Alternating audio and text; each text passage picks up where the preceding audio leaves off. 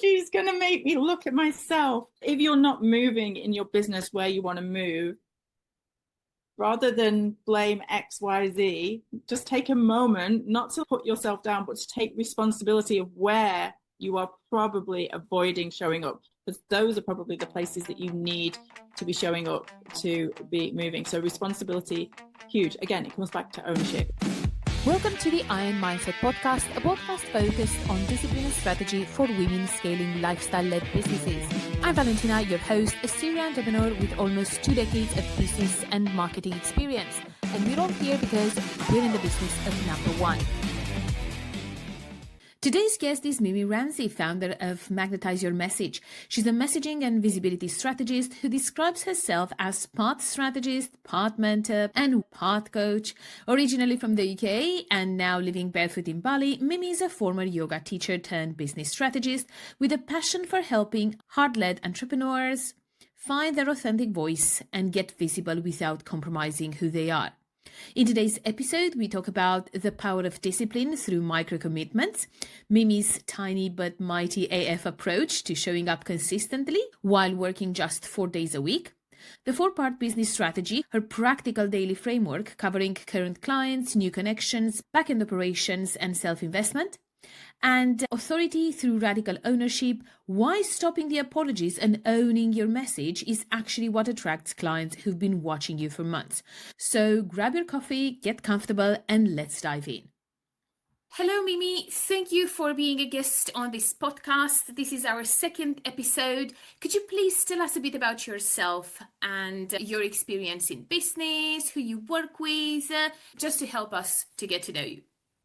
Okay, well, firstly, thank you for having me. Very excited to be here. So, as you just said, my name is Mimi Ramsey and my business is called Magnetise Your Message. And who do I help? Who do I work with? Well, heart-led entrepreneurs. I feel like everything has to start with good intentions. So definitely heart-led entrepreneurs. And I've recently added the word rebels because I kind of like that rebel nature. I do things a little bit messy. It's all about just standing in your authenticity. I know that word is used a lot, but yeah, it's very big for me and the people that I work with, and I help them with their messaging, with their marketing, with their visibility, because I think they all come hand in hand. You can't have one without the other, and just getting shit done. So get shit done yesterday is my motto. I'm not for excuses. I'm not for like footing around. I'm really for putting in the work. And I work with action takers who are ready to commit to actually do the work and get their epic gifts out into the world. And then those ripple effects happen. So that's it in a nutshell. Thank you. Yes. So, this is what I was telling you about in this podcast. I want to focus on people whom I know have discipline, have strategy, and have like lifestyle-led businesses. They put in the work when they have to put in the work, and they can take care of themselves when they need to take care of themselves. Now, this business that you have right now is actually not your first business. And this actually happened with our previous guest in the podcast. It seems I attract people who have this business experience behind of some different businesses, different niches. How has that helped you? And tell us a bit about how you went into the business world. Oh, well, I always see how the dots connect. Sometimes you don't see how the dots are connected until you look back on the journey. So I'm going to go back. I'm not going to tell you my whole life story, but let's go back to the beginning, not to the very beginning. But I was working mainly with children, teaching dance. And then I created my own dance business. So I've pretty much always worked for myself. I had one employed job where I've worked for somebody else. And that was in a bank for 3 months to get a mortgage. Going back, whole school got the mortgage left job, and that was it. I was like, tick, okay. I ran events. I had a very successful dance business. I had hundreds of students. It did extremely, extremely well. I learned a lot about communicating with people. You learn a lot working with children as well. And not only am I working with children, I'm working with the parents. I'm working with the adults. It's the parents who pay for the children's the classes. So I learned a lot about that kind of led to a lot of stress. That's another deep story, nothing about my love of working with children. But I then transitioned into yoga because I got a bit stressed and a bit overwhelmed, and there was a lot of pressure in my business. So I did the whole eat, pray, love, and I went to India. I literally went to India and I fell in love with yoga. And then I came back and I decided, okay, I want to qualify and be a yoga teacher. So I qualified, became a yoga teacher. I came back, whole new niche again. So I've gone from teaching children to now teaching adults. So I did take a lot of what I learned from there, which is all about communication and conversation, which is what I'm fascinated with, human to human connection. And I then took that into my in-person yoga business, and that took off as well. Like, I'm extremely grateful, but I did put in the work. So slowly those classes built up.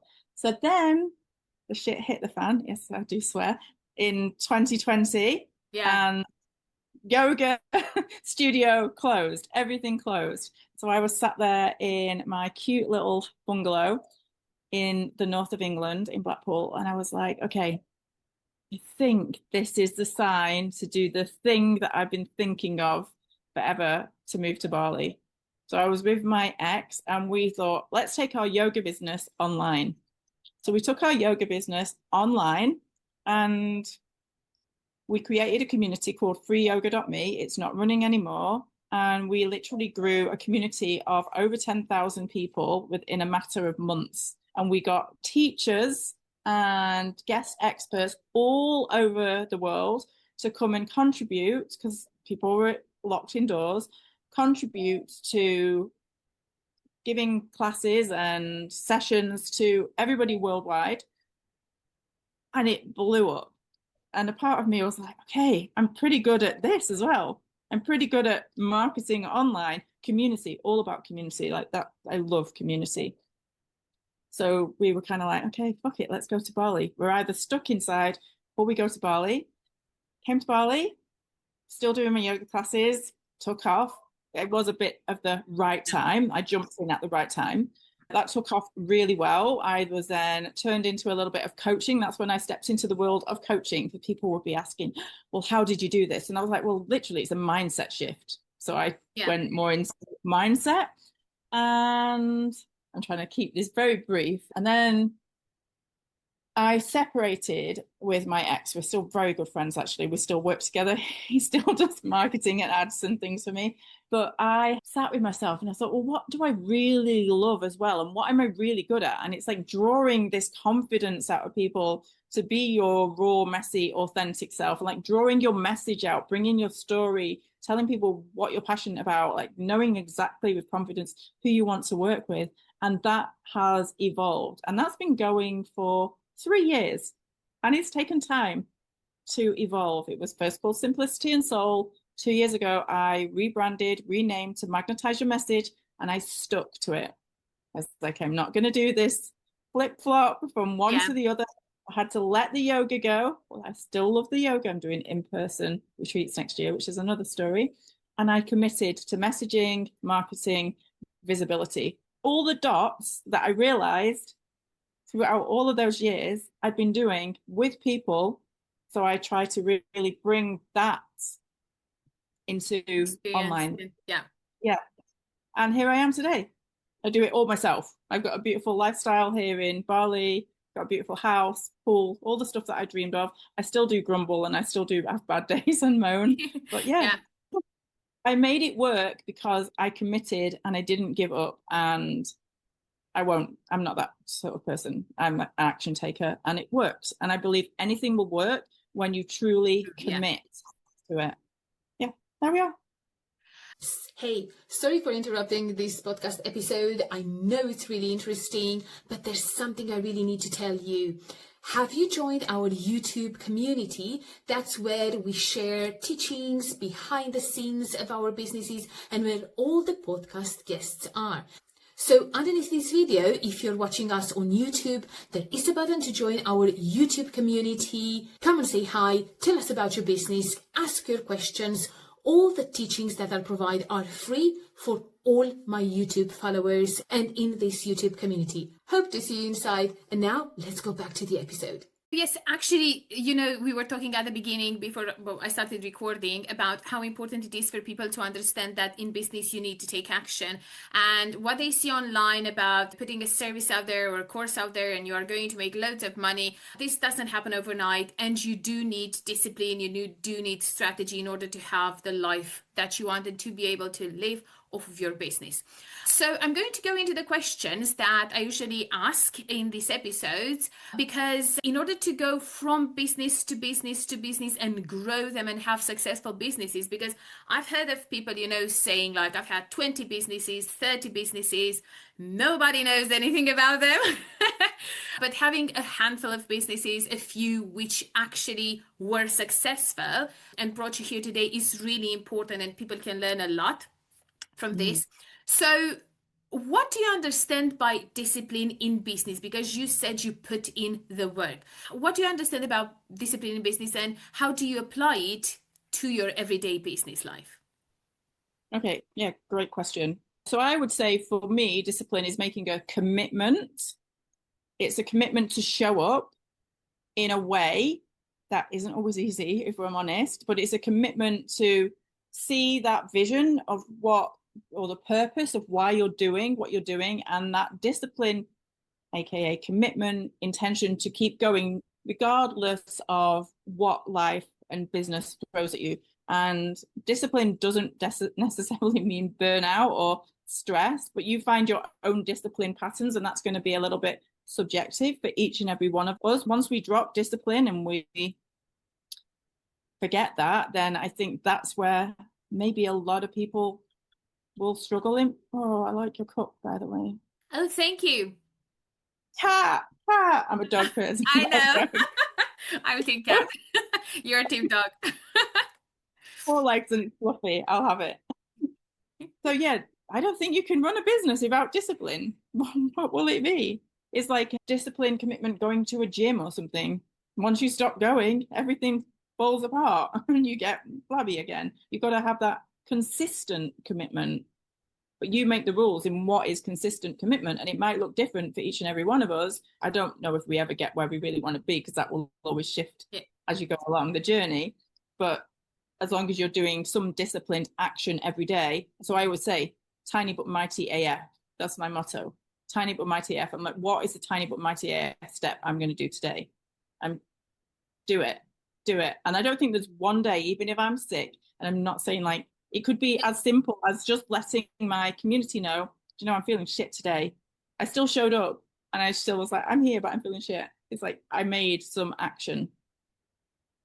And I think that's a huge part of where I've got. Do you plan your days? Like, do you have a to-do list for your days, for your weeks, for your months? Do you plan quarterly, annually? Yes, I do.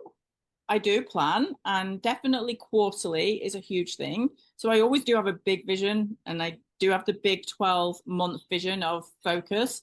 It does shift and it does evolve and it does change, because I can't say that you could say, let's go to the 1st of January just for the sake of going there. And what I want at the end of the year, that could totally change the trajectory for what happens in life and everything. But I have a vision, and I do set definitely what is my focus this month, which is working towards that of the 12 months.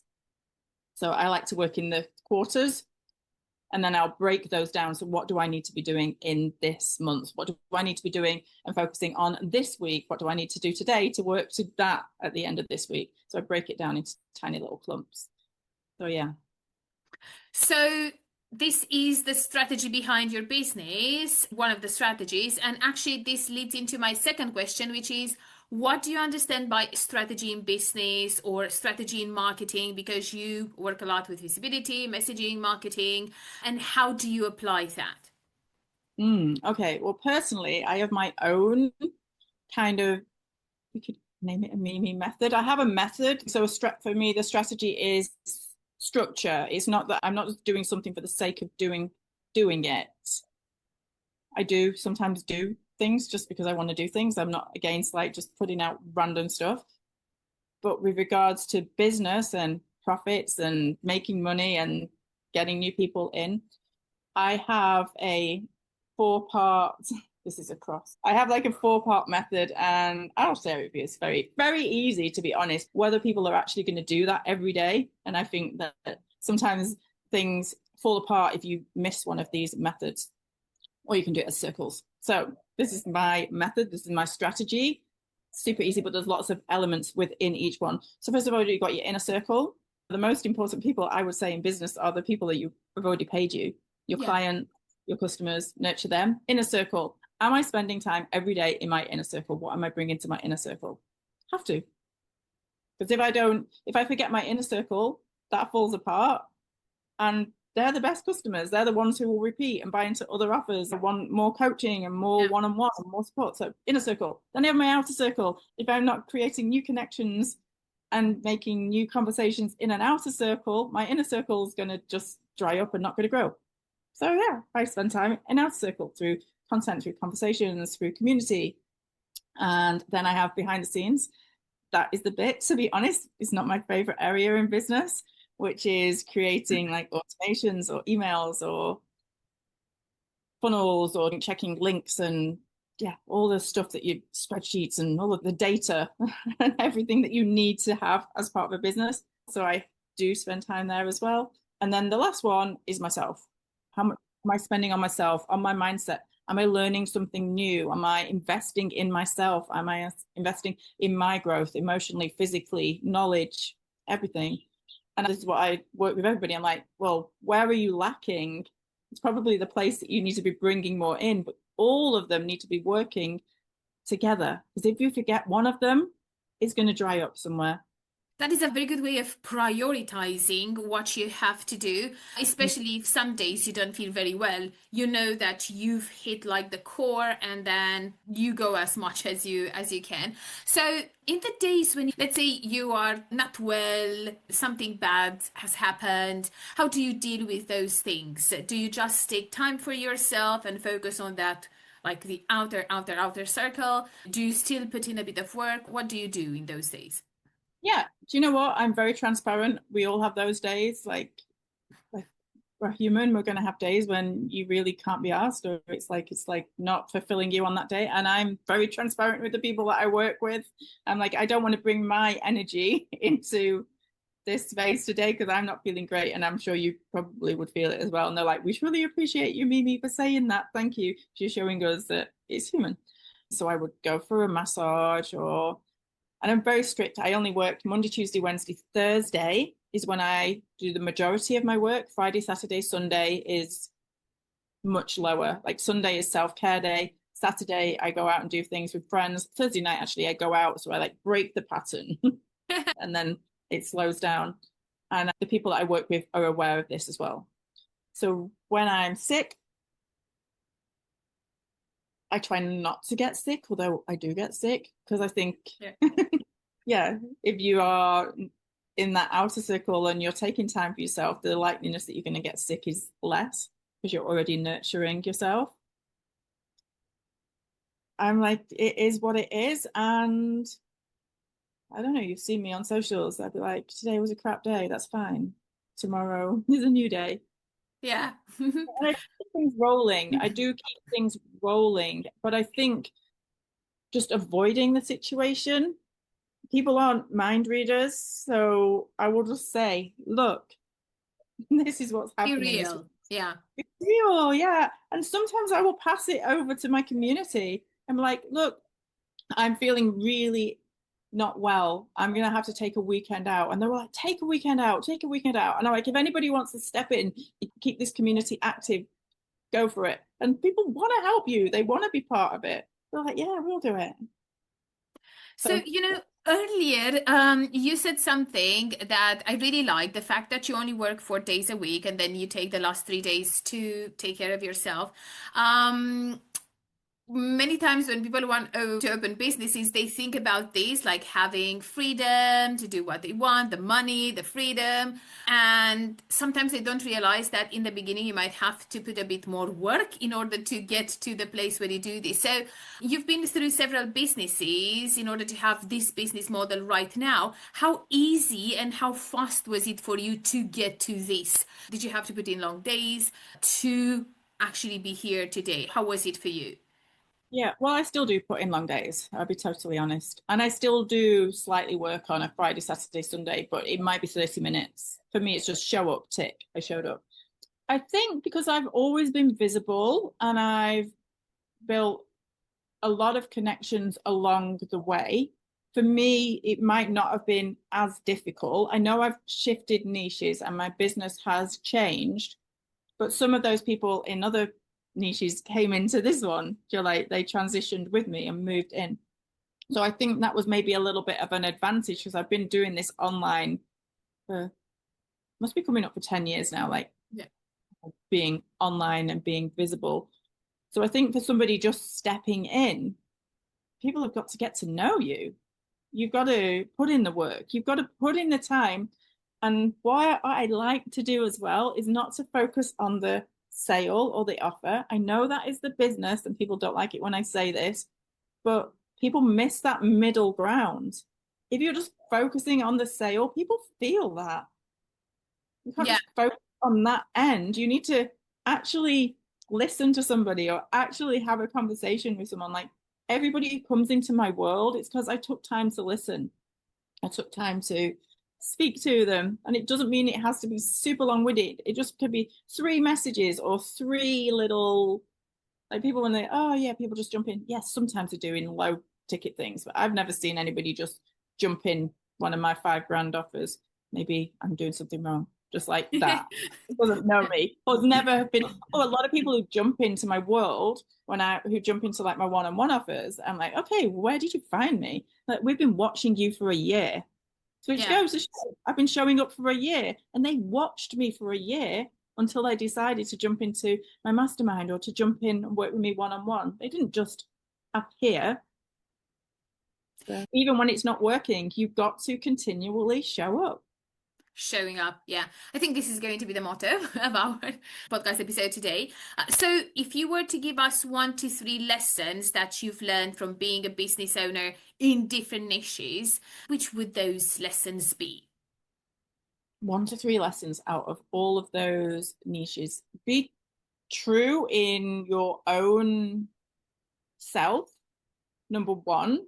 Don't try to perform anything or try and be anything that you are not. Once you start owning who you are and your opinions and your thoughts and your value and your message, things will really truly shift because people again can feel that. Get confident in yourself. And how do you get confident in yourself? We'll come on to number 2 is just by literally showing up and doing it, even when it scares you. Tiny but mighty AF steps. So yeah, full ownership of who you are, what you do. Even if that feels messy, just freaking own it. Then show up and be visible, get it out there, and clarity will come. Definitely number 3, actually, which is very different, is just listen. The more that you listen, the more you know how to respond. I think a lot of people have forgot to listen. Everything is already there.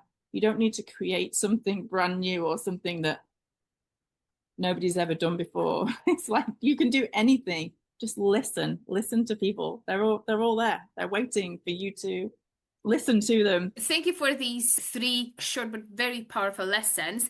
Now, my next question is, because you work with messaging and marketing, and you said this about being your true self and showing up there as you are, how would you recommend to people listening to us, business owners, to show off their expertise and their authority in their marketing or messaging? Well, watch your words. Yeah, watch your words. Again, it comes back to taking full ownership. If you say something from your authentic truth, own it. Don't apologize for it. Don't lower your authority by saying, oh, I think this, or like just be fully confident in what you believe. So the energy that you bring to the table and the way that you say it really really matters. Don't apologize for things. You don't have to justify something. If this is your opinion, this is your opinion.